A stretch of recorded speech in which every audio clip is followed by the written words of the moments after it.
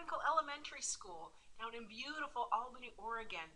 I hope that you're enjoying your assembly and learning about the process of writing books. I'm sorry I couldn't drive down there to be with you. I'm up here in Beaverton, Oregon. And I had some friends that even when I told them I was doing this, they said, hey, we know where that is. We've been there, or I went to school nearby when I grew up. So it was really neat to hear all my friends that just think you have the most beautiful city. But let's talk about books for a little bit. Some of you have read my book, Dino Manners, that is in the library, and I really appreciate, and I hope that you enjoyed it too. But I was asked to give you guys a little bit of information about the process that I go through to write a book. So I'll cover what I can, and then I'll answer some of the questions that were sent to me. My inspiration, that's what I was asked. What is my inspiration as an author? It's usually my kids. I'm a mom, and I have a son, Austin, and he is 9, and Savannah is 12. And when I wrote Dino Manners, Austin was barely 4, and Savannah was about 7.5. What I noticed, though, is when I picked this topic of dinosaurs, or thought about even writing a book, it came from telling Austin stories at night before he'd go to bed. We would tell the same stories, or I would make up the same stories over and over and just tell them in a little different way. But he also was enjoying dinosaurs and learning about them. So we had a lot of books around the house, and his aunt made him this dino world with this big piece of this blanket kind of thing with a map and volcanoes and green things, and sent them with a bunch of plastic dinosaurs. And he played with them all the time and wanted to learn about them. Well, Austin was also he was at preschool and learning how to be a good friend and how to get invited to people's homes and to, be a good guest. So I thought I'd put all that together and thought, well, maybe if the dinosaurs taught him how to do all this stuff, he would learn how to do it better. And I mainly wrote it for him. And I was hoping other people would like it too. I figured that there might be other boys just like Austin, especially, because they always gear all these manners books. Savannah had so many about manners and going to parties and all these foofy things that wouldn't have appealed to Austin nearly as much. He liked learning about good manners, but it didn't hold his attention. So I thought, well, let's try and wrap that around to boys. So that's what gave me my inspiration. And as I went through the whole process of writing, it's a lot of steps. Do a lot of you write things in class all the time? I know my kids do. They get assigned poetry and short stories and opinion pieces, fiction, all sorts of things that they have to learn the different writing styles. Well, it starts about the same way. You have to have an idea. In this case, it was dinosaurs and manners and friendship. I wanted to tie it all together and make it interesting, not just for Austin's age, but for a range of ages. This book can appeal from kids from 3 up to, 10, 11, depends on your reading level and what things you like too. The next thing I learned is that I have to do a complete outline. I had to know what order was the story going to follow. What's the beginning? What's going to happen in the middle? And then what happens at the end? How am I going to wrap it all up to complete the story? So I had to write a lot of drafts. A draft, as a lot of you know, is kind of the working document that you use to write down your ideas and maybe what the people will say if there's dialogue, or some of the facts that you want to include. And you rearrange it and decide where it's going to go in your story. Sometimes you'll get through it and you'll realize, well, that doesn't fit there, and so you move it, whether you're using paper and pencil and cutting things out actually and taping it. I've done that too. Or on the computer using some of your Word document programs. I don't know what programs you all use. At our school, the kids do a lot in Pages because they all use Macs. So that's how that starts, is putting down all those ideas. Well, part of this book too, it's a kid's book, and I wanted it to be a picture book. I don't draw really well, but I knew somebody who did. And so I asked my friend if she would be interested in working on a book with me. She's a pen and ink artist. That's Allison Seda, and you see her in the book too. And we talked about the ideas for the dinosaurs, and she sent me some of her ideas, and to be honest, they really didn't fit with what I was thinking. We didn't match at all.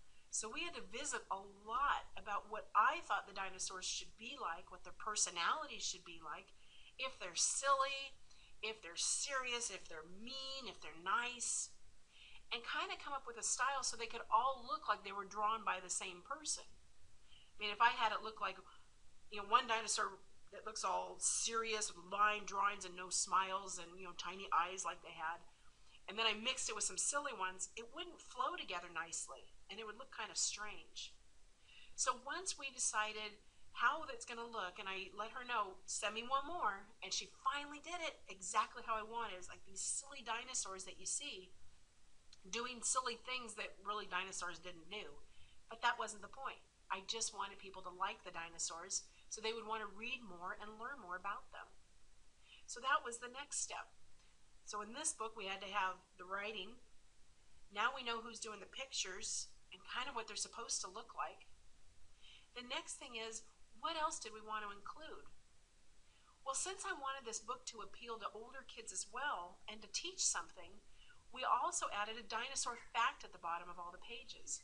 So whatever dinosaurs you see on the page, Allison did a more serious drawing down below, and we found real facts about the dinosaurs and researched those. So that's another step. If your book has things that are real or true facts that you need to include, you have to find a good place for those, a good resource that you can trust, that you know they're not just making it up. When you check for things online and you're looking for facts, just because it's on the web doesn't mean it's true. A lot of times you'll be really embarrassed if you repeat something and people will look at you like, what? Where did you get that fact? And it isn't even close to true. So you want to make sure you check the same fact in a few sources, maybe at museums, at colleges, and other reliable web sources, so that you know it all matches and you're telling the right thing.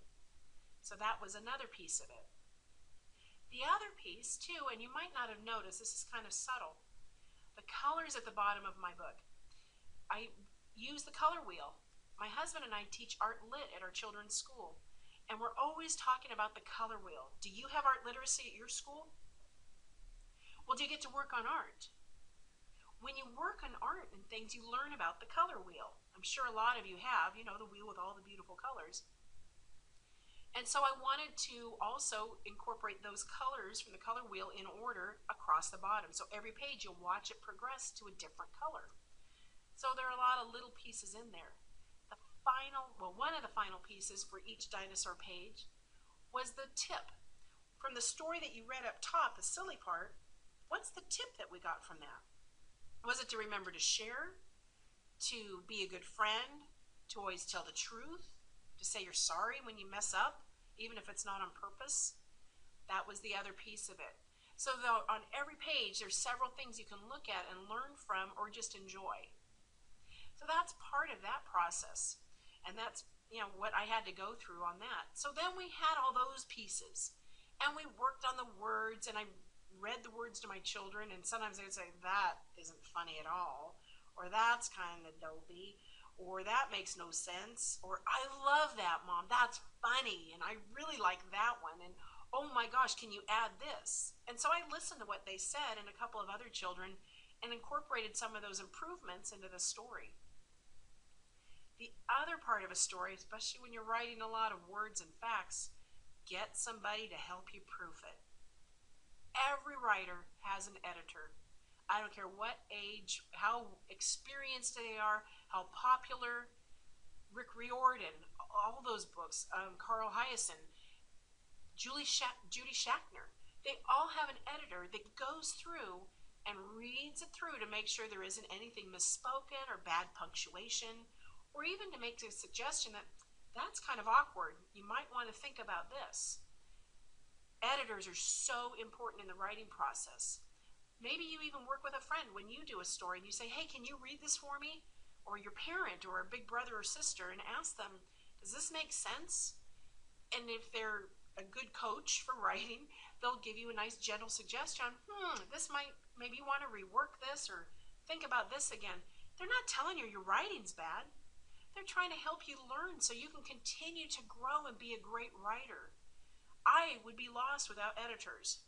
I would look like a real fool and have a lot of typos and bad poorly formed sentences and things if I didn't have people help me edit it. So that's a really important piece of the writing process. You don't have to do it alone. You shouldn't. You should get a little bit of help, if for nothing else, so you can review it.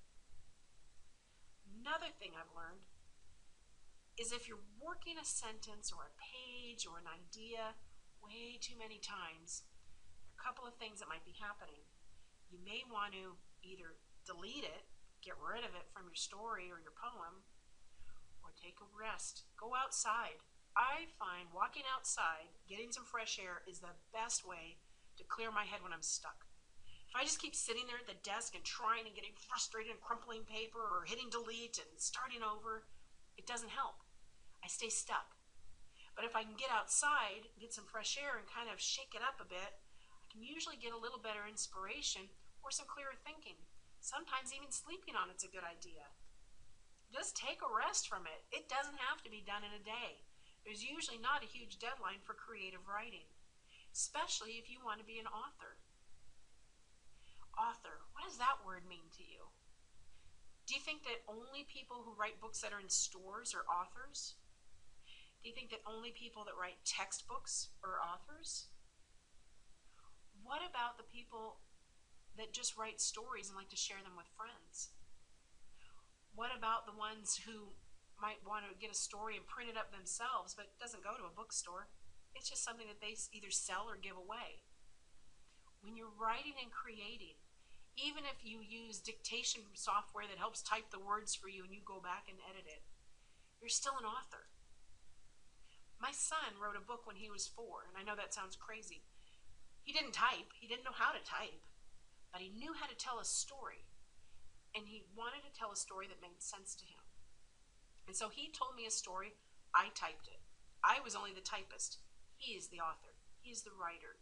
Even though he didn't physically write it, he still created the story. He helped pick out the photos for the story and told me what made sense and what didn't. He even read through it with me and we edited it. He told me, no, that's not what I said, and we would correct it. And it's a little book. It's a cute book about lizards and how to care for them as a pet. But it's his book, and he wrote it. And it didn't have to be perfect. It's his story that he wanted to create and tell. Any of you can be a writer, and I bet most of you are already writers and authors. You authored maybe a poem. Maybe you wrote a short story about something in class. Maybe you wrote a beautiful letter that you put with a picture and you gave it to somebody in your family. That's all part of being an author. You don't have to make money at first. It's nice to make money when you're an author, but you don't always. Don't let that stop you from creating. And don't let people tell you that it has to be perfect or that you think it has to be perfect. It really doesn't. It just needs to be your thoughts and whatever you want to write about. So that brings us to the next thing. How do you come up with an idea? I know my son gets stuck sometimes writing, and so does my daughter, and I do too. Sometimes I might even have an idea and I can't get peaceful enough to write. For me to write, I need it to be pretty quiet.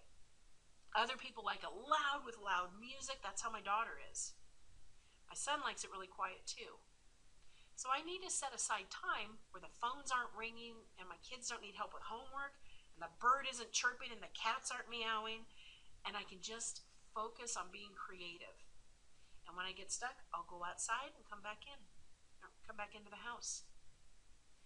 Your ideas can be, what's your favorite thing to do? What made you mad on a day? What made you think, oh my gosh, I wish I could be like that?